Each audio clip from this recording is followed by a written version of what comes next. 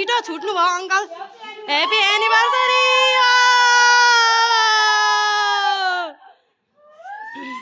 हाम्रो म पनि भएको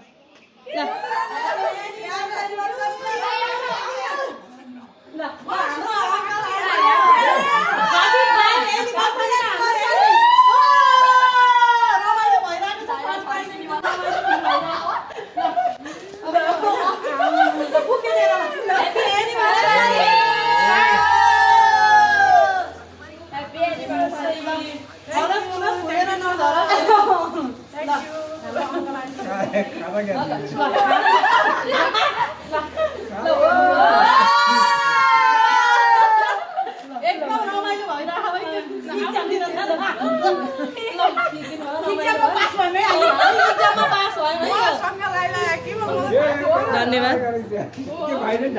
भिडियो कल हाने